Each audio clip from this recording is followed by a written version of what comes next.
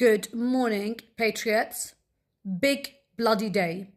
Big day in the history of the elections. And I have a question. For the Muslims who are voting for the Greens in the Gorton and Denton election, why are you voting for the Greens? What is it that the Greens are offering you that you are jumping on? Is it the same sex education for children as young as 7? Is it indoctrinating children? Or is it legalizing Class A drugs? Which one is it that aligns with your ethics and morals? Which one is it that aligns with your faith and beliefs? The imams that are calling for you to vote for the Greens are the biggest culprits. They're traitors. They're traitors to humanity.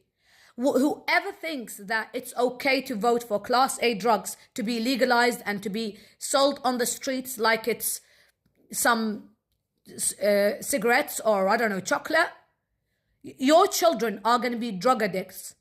And the Greens are going to support that to happen. Do you realize how dangerous it is that you will be voting for your children to be indoctrinated and forced at the age of 7 to be taught about physical sexual relationships between same sex?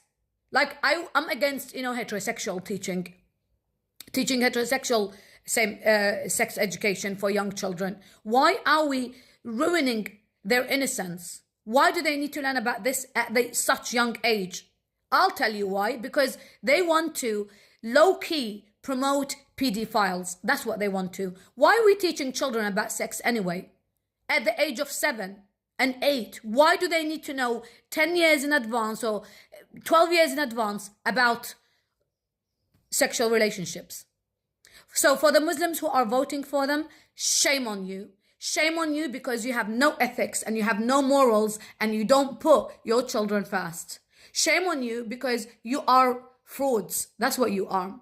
And for the non-Muslims that are voting for this, same case. You are fraudsters, you are child abusers, and you are the reason that this country will sink.